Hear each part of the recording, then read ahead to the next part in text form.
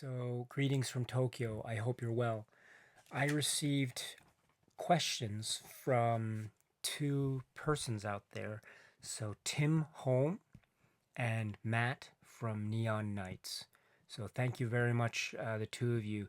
You fine gentlemen asked me about my feelings about the trailer for the film Suspiria, the new Suspiria film that's set to be released, I think, later this year.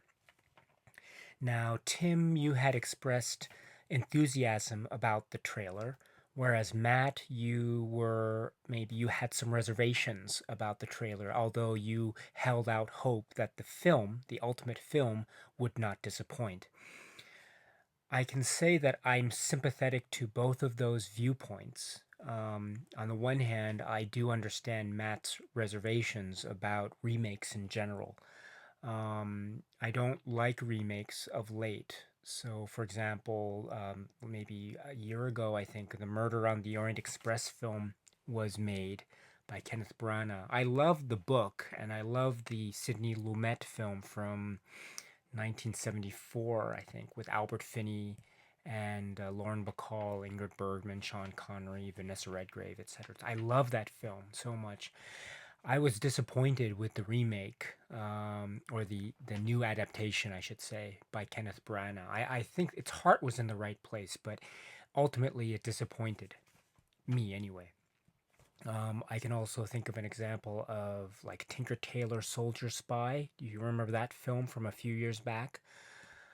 With Gary Oldman as George Smiley and Colin Firth, I think. And yes, that also disappointed me. I'm a big fan of the John le Carre novel, and I really love the Alec Guinness British TV series. The film was a little bit of a disappointment because it was very short and it truncated the story. I think to the point where it was not so satisfactory from my point of view, anyway. So, with that in mind, I understand this reticence to accept remakes. And in fact, when I first heard the news about Suspiria, the remake, I was very skeptical. I thought it was not a good idea when I first heard about it. And Dakota Johnson was mentioned in the cast, Tilda Swinton, etc. Still, at all. Um, I was not at all interested in it. And even when the director was named, Luca Guadagnino, I was not at all impressed. However, I can say that the teaser trailer anyway, just stunning. I was stunned. I thought it was a fantastic trailer. I thought it was magnificent. I thought it was surprising and bold and unique and very creepy, extremely creepy. I'm not usually creeped out by trailers, but this one creeped me out. I was very, very, especially by the end when the music crescendos and you see all these little sort of creepy, eerie clips. They're not bloody necessarily. It's just the way everything was brought together by the editing and the sound and the music was really effective, I thought. So here's hoping that the film lives up to the excellence of this trailer. Um, so a few comments about the trailer specifically. Um, if you're able to watch this trailer again after I make these comments, I'd love to hear your reactions. But I thought, first of all, Dakota Johnson, I thought she looked wonderful. Her wig is just it's such a bad wig and it's so off kilter. It's so kind of unsettling. I think that is on purpose. I think that's a way to sort of keep you a little bit on the edge of your seat because you know something is a little bit unnatural and off about her appearance. So I understand that she plays the Susie Banyan character. Okay. Then let's see. Yes, Chloe Grace. I'm sorry, Chloe Grace Moretz plays uh, Patricia Hingle. I think Wikipedia mentions her name as Patricia Hingle. The original Dario Argento film, if you recall, the character's name is Pat Hingle, which is a very funny thing if you know Tim Burton's Batman and the actor who played Commissioner Gordon. His name is Pat Hingle. So, in fact, the first victim in Suspiria is Commissioner Gordon. No, that's just a joke. I'm sorry about that. Anyway, going back to this trailer, so Chloe Grace Moretz plays Patricia Hingle, and you see clips of her, shots of her in the trailer, and she's got this disheveled look. Her hair is all disheveled, and she's a little bit dirty, perhaps. I don't know. It's. I don't want to think what's going to happen to her character because I really love Chloe Grace Moretz. I think she's a really wonderful, fine actress, lovely, charming, very beautiful. Oh man, I'm so afraid of what's going to happen to her character. But anyway, let's wait until the movie comes out. Um, yes, this is an interesting thing. I don't know if you noticed this, but around the 35 to 36-second mark of the trailer as it appears on YouTube, there's a shot of like a diary or some scribblings written in like a notebook or something, and you see hands turn the page, right?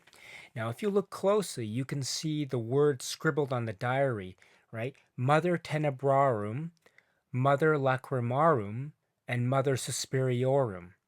Now, those of you who know the Dario Argento Three Mothers trilogy, you know the significance of these words, right? The three mothers. The interesting thing, though, is I might be wrong, but my recollection of the original Suspiria is that the original Suspiria did not mention the three mothers lore, right? It didn't mention, it mentioned Helena Marcos, right? But it didn't mention Helena Marcos in the context of the sisters or the three mothers or the different houses all over the world, etc. That mythology or that lore came up in the subsequent film, Inferno, right? It didn't come up in Suspiria, although there are remnants of it, right? I understand that. But there was no mentions of the other two mothers. All that stuff came up later in Inferno. So it's interesting that that information about the three mothers appears in this trailer. Now, of course, this is a trailer, and who knows what's going to happen in the final film. Maybe some scenes in the trailer might not end up in the final film. Who knows? But assuming that this shot appears in the final film, what that means is that the Three Mothers mythology and lore comes into play in Suspiria, and that is already a major difference between this remake and the earlier Dario Argento film. Right? Now, if that is the case, then what this could mean is that if this remake of Suspiria is successful at the box office, potentially, maybe the producers are thinking about making another film in the Three Mothers trilogy, huh? Maybe there might be a remake of Inferno. Who knows? I don't know. Now, I'm not suggesting at all that the producers and the makers of Suspiria should try to create a sort of cinematic universe of the three mothers. No, no, no. I don't think that's a good idea at all, right? I don't want to see a post-credit sequence or anything like that. I don't want to see anything like that, or I don't want to see any obvious references made to future films in a franchise. I don't want to see that at all, right?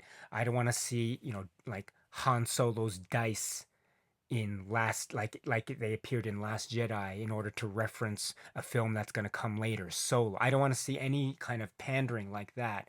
But I am interested in the possibility, at least, of other films or other film treatments of the other three mothers, right? And the fact that this reference appears in this trailer for Suspiria excites my curiosity. Could you imagine a remake of Inferno? Interesting. Could you imagine a remake of the third mother, the Mother of Tears? Wow, that would be very interesting indeed. Anyway, food for thought. Some other interesting tidbits I thought. The cat. Oh yes, there's a shot of maggots crawling on a girl's face, which is creepy. The logo, the Suspiria logo, is so wonderful. It's just so weird and unexpected and delightful. I love that design with like the comb or something at the bottom there, and the way the S's are really fat, but they kind of scrunched together somewhere. I think that was really great. A wise touch. It's sort of it's not exactly a carbon copy, I understand, but it reminds me, obliquely anyway, it reminds me of that pulsating logo of Suspiria from the trailer, the old trailer of Suspiria, if you remember, the moving pulsating letters, Suspiria. It sort of has that feel to it. Um, let's see what else. Oh yes, the cast is also quite interesting.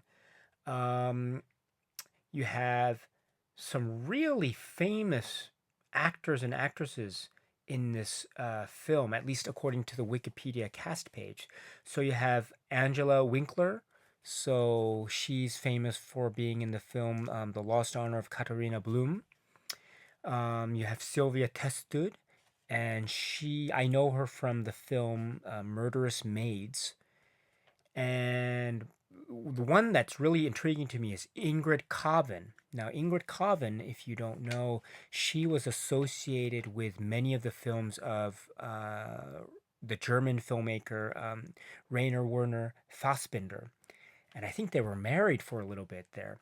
Anyway, she is a German. Yes, she's an actress. Appeared in many of these German films, so she is well known amongst cinephile circles, and especially those who are familiar with the works of Fassbinder. So her appearance in this film is very intriguing. All these actresses are very intriguing to me. I am very curious about their appearance. I mean, the fact that they said yes, that they would say yes to appearing in this film must say something about the quality of the film, don't you think? I don't know. I'm very curious. Excuse me. Okay, and yes, Tilda Swinton looks wonderful. I love her smoking. I love the way she smokes. She's sort of body doesn't move, but her hand and her arm moves. I love that. That's so wonderful. Um, Dakota Johnson, I said, is magnificent in her terrible wig. And is that? I think that's a shot of. There's a shot of Mia Goth in the film. She's walking outside and she stops and she sees like an older lady looking back at her. It's a kind of a creepy scene. There's that weird shot of, it must be some kind of hook or something that closes the trailer. That's very eerie. I don't know why. Um, but for me, the most curious part of this trailer has to be the old man. Now, if you've seen the trailer, you notice that there are clips or there's shots of an old man walking around. He's walking with a cane, or he's limping, or he's looking at pictures. There's a close up of his face. Now, in the cast list on Wikipedia, there is an actor listed as Lutz Ebersdorf. Now, Lutz Ebersdorf. Now, if you click on his Wikipedia page, you can see a little bio about Lutz Ebersdorf. And if you go to IMDb, you can find a little bio about Lutz Ebersdorf. Now, I don't I don't know about this. I think this is very interesting. The bio seems to be very, how shall I put it? Um, it seems quite interesting that we don't I can't find any other information about this guy Lutz Ebersdorf except what's on Wikipedia and IMDb. I don't know what that means. What do you think that means? And also the yeah, he maybe it's the way his face is lit in the trailers, but his it looks very interesting. If I didn't know better, I would say that perhaps it's not even an old man. I don't know. I don't know. Maybe there's some surprise there. I don't know. I'm just my curiosity is being piqued here tremendously. Um, I would say I don't want to say anything more except that, how shall I explain it? Oh, here's the best way to explain it. There's a movie called Sleuth. It was made in the early 70s. It has Laurence Olivier and Michael Caine, etc. Now there's an actor in the credits in that film. His name is Alec Cawthorn. Okay? The movie is Sleuth, and the actor credited is named Alec Cawthorn. Okay? Now, I think Lutz Ebersdorf is just like Alec Cawthorn. I have a strong suspicion that Lutz Ebersdorf is actually just like Alec Cawthorn in Sleuth. Now, for those of you who understand Sleuth, you will probably understand what I'm getting at. So I don't want to talk too much about that. I don't know what the situation is, but I find his casting very curious, and it reminds me of Alec Cawthorn in Sleuth. Anyway, I'd love to hear your thoughts about this trailer, Suspiria. I am very excited. I was not excited at all before, but now I am very curious indeed about this. This looks to be a very interesting film, and if it's successful, who knows what that will lead to. Anyway, I hope this was interesting to you. And as always, if you want to talk more about this, please leave a comment, or you can send me a message via Facebook or whatever, and I'd be very happy to reply. And if it's anything that I can answer, I'd be happy to answer. And that's it. Thank you very much. And I hope you're well. And if you have any more information about this film or any other Argento films, please let me know. I'm all ears. Thank you.